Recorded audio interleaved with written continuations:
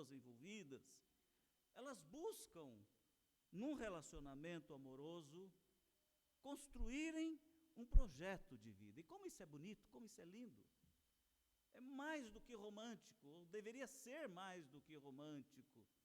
Deve ser algo pleno, algo completamente visível, deve ser algo completamente percebido pelos interessados, por aqueles que querem se completar. E quando isso ocorre, então, constrói-se um relacionamento permanente, um viver de maneira que, de fato, completam-se. Há também pessoas que se juntam, às vezes até se casam com cerimônias suntuosas, caríssimas. A gente lê ou é informado, há cerimônias de casamento que começam num período do dia, que dura aí umas horas, dura às vezes alguns dias curtos, que chegam à bagatela de R$600 mil, R$800 mil, né?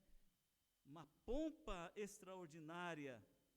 E essas pessoas, elas, na verdade, estão passando o tempo, e a prova disso é que alguns dias, alguns meses depois, tudo aquilo se perde, se dissolve, se esvanece no ar, se desmancha, né?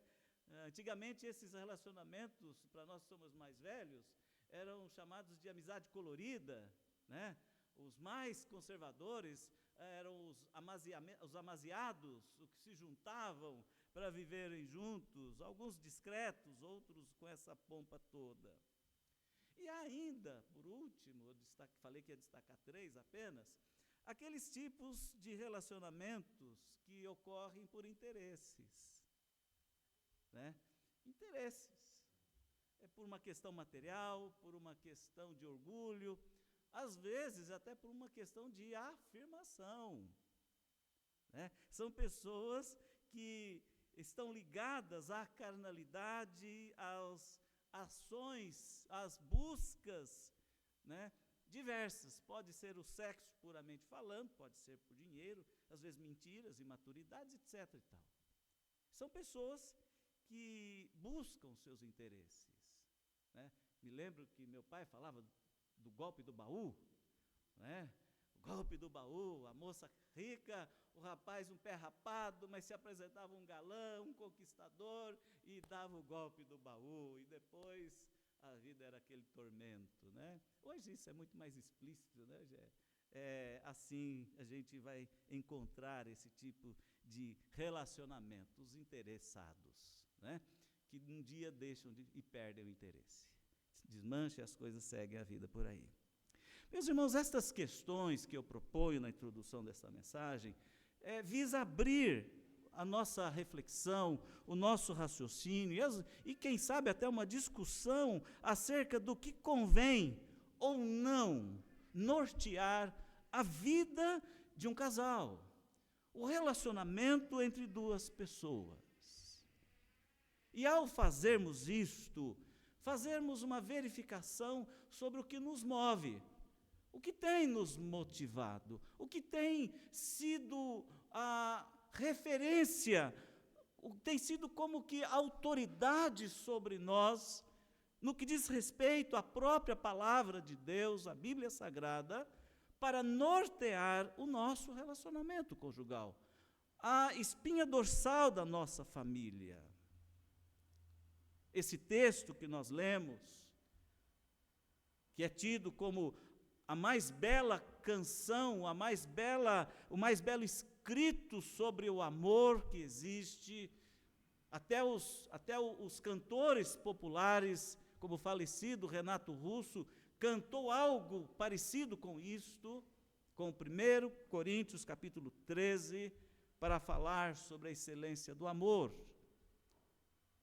E acredito que nós devamos aqui contemplar o que a palavra de Deus diz e trazer esta mensagem, este ensino, esta reflexão, essa referência bíblica para dentro de nossos lares, para vivermos em amor. Há outras passagens bíblicas que completam esta daqui, de 1 Coríntios capítulo 13. Eu o convido a verificar comigo algumas outras passagens bem explícitas sobre como a Bíblia, a palavra de Deus, não só no objetivo texto que nós lemos, mas também no seu contexto um pouco mais amplo. Por exemplo, o livro de Cânticos, capítulo 8.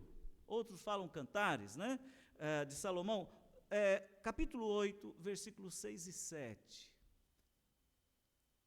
Olha que termo poético maravilhoso para agregarmos a compreensão do que a Bíblia nos ensina sobre um relacionamento baseado no amor. Põe-me como selo sobre o teu coração, como selo sobre o teu braço, porque o amor é forte como a morte e duro como a sepultura. O ciúme, e duro como a sepultura, o ciúme. As suas brasas são como brasas de fogo, são veementes labaredas. As muitas águas não poderiam apagar o amor, nem os rios afogá-lo, ainda que alguém desse todos os bens da sua casa pelo amor, seria de todo desprezado. Será que isso aqui é só para ser lido como uma bela poesia? Eu creio que não. Eu acredito que a palavra de Deus aqui ela tem um endereço certo, uma aplicação absolutamente necessária diante da nossa realidade existencial, muitas vezes traumatizada, muitas vezes ferida, muitas vezes atingida por circunstâncias que têm endurecido a nossa forma de viver, que têm azedado ou destemperado a nossa visão da vida, a nossa visão sobre vida conjugal. Para eu entender o que significa a palavra do apóstolo Paulo, que fala sobre tudo suporta, o amor tudo suporta, para eu entender o que o sábio escreveu aqui, quando ele diz, olha, o amor é como se fosse uma marca que estivesse tomando conta do nosso corpo, nos mantendo visíveis na vida que levamos. Eu vejo que Deus procura nos mostrar que nada vale a pena quando diz respeito a uma vida conjugal, se não houver esse elemento norteador, essa referência divina para nos ajudar. Nós somos tendenciosos, nós somos levados muitas vezes por outras emoções, por outras sensações, por outros sentimentos. E é válido, é importante nos recordarmos que a Bíblia diz que enganoso é o coração humano. Mas o amor verdadeiro, o amor descrito nessas páginas que lemos, ele não é um sentimento, ele não é uma sensação. O amor é algo vivencial, o amor é algo presente, é algo real, é algo substancial que deve ser vivido. Quer seja nos momentos de celebração da vida, de alegria, momentos de festa, de júbilo, quer seja nos momentos difíceis.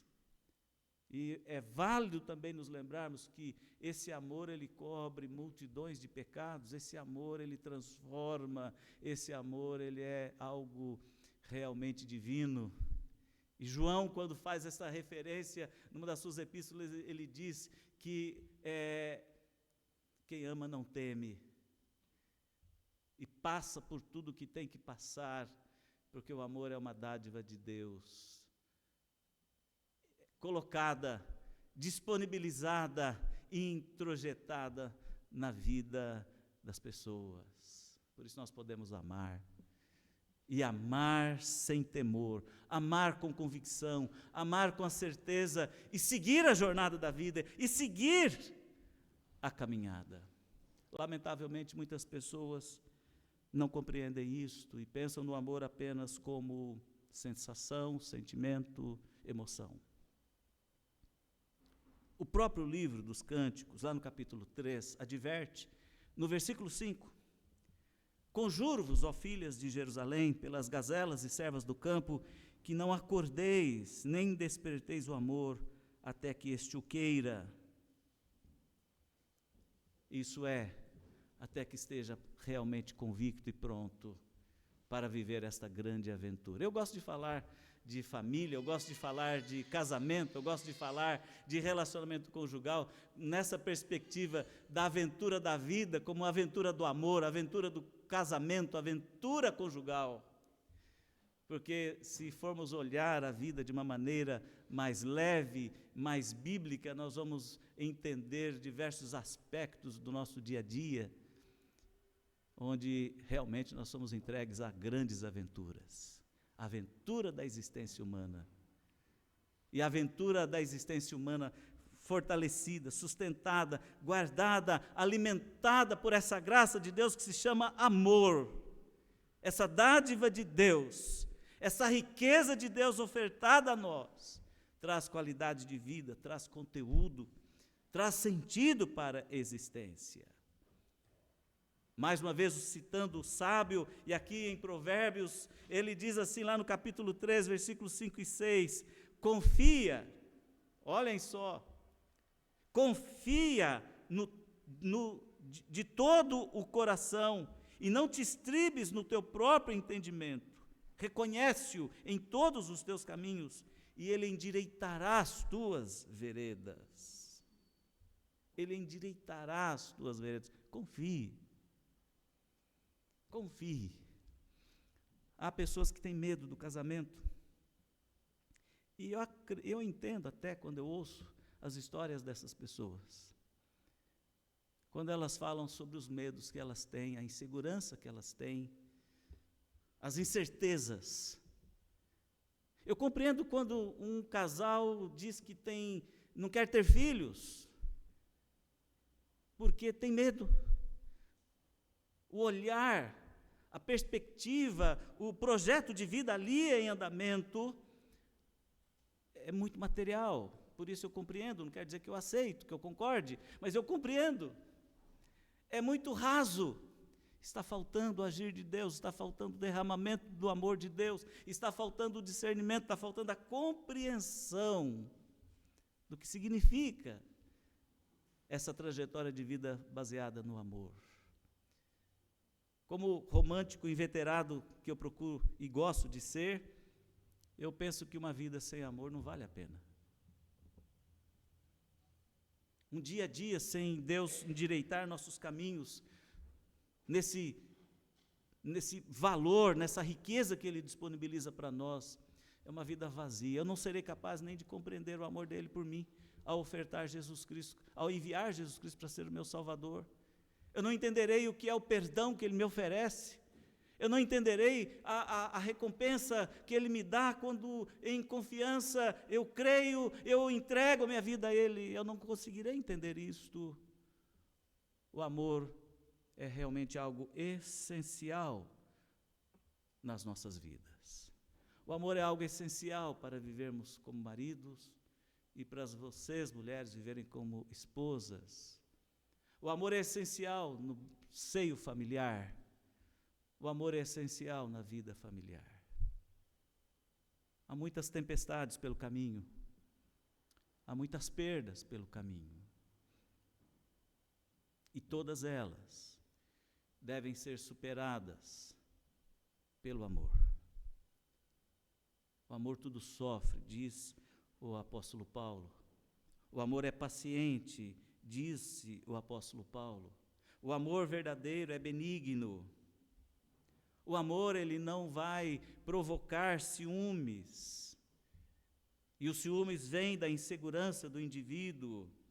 O amor, ele não é algo que vai se ufanar, se gabar, se exacerbar, se tornar superior a outra pessoa. O amor não se ensoberbece. O amor, ele não é marcado por relacionamentos marcados ou caracterizados por inconveniências. O amor existente na pessoa não moverá a pessoa para ser interesseira sobre a outra, ou viver pelos interesses. O amor não se exaspera, não tornará o indivíduo áspero, agressivo, violento, abusivo. não se ressente do mal. A pessoa que ama e tem esse amor como dádiva de Deus é uma pessoa que tem benignidade. A bondade é a sua marca. E com benignidade ele será sempre uma pessoa apta para reconciliar-se, para promover paz, para curar feridas, para tratar bem, para cuidar bem do seu próprio corpo, da alma daquele que lhe acompanha. Quem ama esse amor, através desse amor aprendido nas Escrituras, não dá lugar para as injustiças, nem se alegra com elas. Pelo contrário, na vivência deste amor, há alegria, há paz, porque há verdade. Há tranquilidade, porque não há dúvidas. A paz norteia a vida dessas pessoas. O amor existindo nas pessoas, elas são capazes de superarem o sofrimento. Sim, seja qual for. Com amor se supera o sofrimento, porque é um poder de Deus que age, é um poder que move as vidas. Quem ama não desconfia, acredita, e tem bases para acreditar, bases seguras, tranquilas. Quem ama aprende a esperar, aprende a aguardar o melhor momento, porque tem perfeita paz e confiança que Deus iniciou algo grandioso na vida e vai concluí-la. E mais uma vez eu digo, como o apóstolo Paulo diz, o amor, com o amor, tudo se suporta. É muito bonito isso. É muito forte isso. É muito intenso. Mas, eu me pergunto, o que as pessoas estão fazendo com seus casamentos? O que as pessoas estão fazendo em seus lares? E como pastor, nessa jornada aí de quase 40 anos de ministério, eu tive que aprender que há coisas que são inconvenientes, antibíblicas, e eu chamo de mal necessário. Mal necessário. Será que a nossa sociedade hoje consegue viver sem divórcio? E o divórcio tornou-se um mal necessário.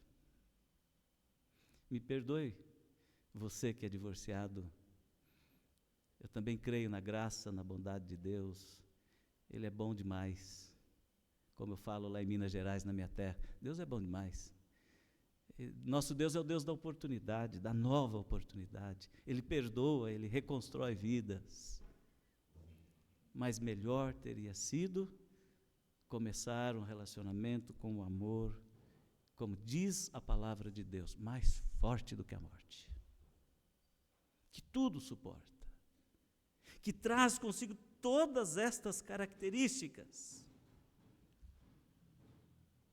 para podermos então vivermos um relacionamento, ou relacionamentos, melhor dizendo, corrigindo aqui, que torne a nossa vida cheia de gratificação. Eu não posso olhar para as Escrituras Sagradas, e eu estou terminando a mensagem, lendo, por exemplo, o Salmo 127, que eu li agora há pouco na liturgia.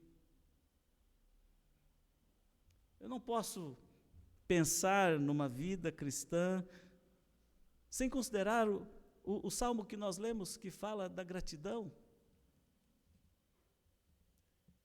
Quando eu penso em vidas que não vivem esse intenso amor, eis como será abençoado o homem que teme ao Senhor. Feliz será, tudo te irá bem. É o Salmo 128, que está muito relacionado com o 127. Eis como será abençoado. Por que as pessoas não estão sendo abençoadas? E optam pelos males necessários, entre aspas. Tem outras coisas que são piores. que são totalmente desnecessárias. Vocês leram essa semana do adolescente que matou o pai, a mãe e a irmã? E a frieza dele em dizer que ele estava muito tranquilo para fazer aquilo, ele estava seguro. Eu fiz sim. Essas coisas são muito inconvenientes. Relacionamentos abusivos, a ponto de as nossas leis terem que se tornar assim tão explícitas e tão duras, né, tão expostas. Quantos feminicídios? Tive que aprender essa questão aí do feminicídio, porque a gente nunca aceitou a igreja, a palavra de Deus nunca permitiu isso, nunca abriu mão disso. Maridos, amem as suas mulheres, como Cristo amou. Aquele que ama, ele alimenta e cuida da sua própria carne, ele não maltrata. Esta é a mensagem da igreja. E de repente nós temos feminicídios e relacionamentos conjugais que, com a maior frieza, coisas inconvenientes, inadequadas e cruéis passam a existir e acabam com os lares, acabam com as famílias. Meus amados irmãos, eu entendo que um bom lar, um lar abençoado por Deus, é um lar que começa com casamentos, com maridos e mulheres que querem se completarem um ao outro, servir um ao outro, serem submissos um ao outro. Nós precisamos entender bem o que o apóstolo Paulo diz lá em Efésios.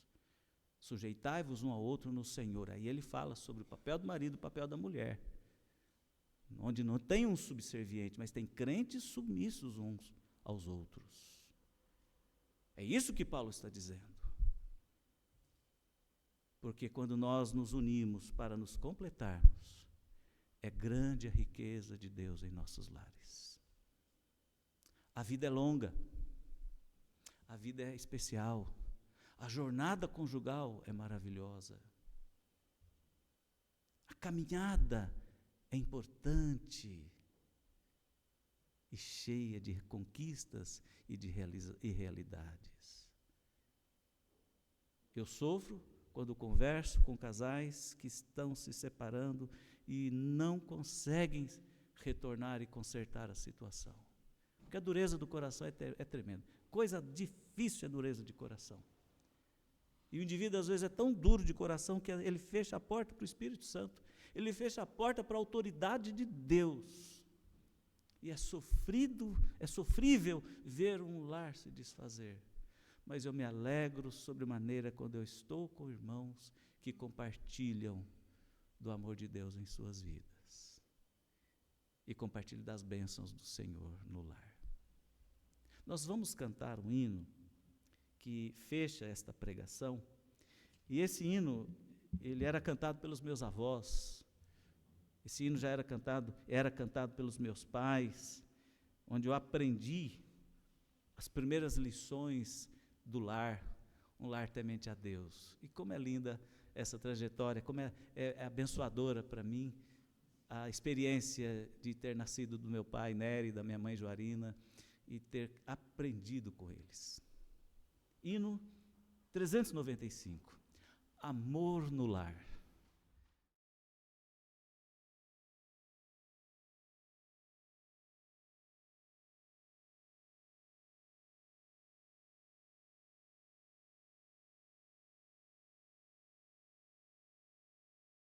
Do amor no lar.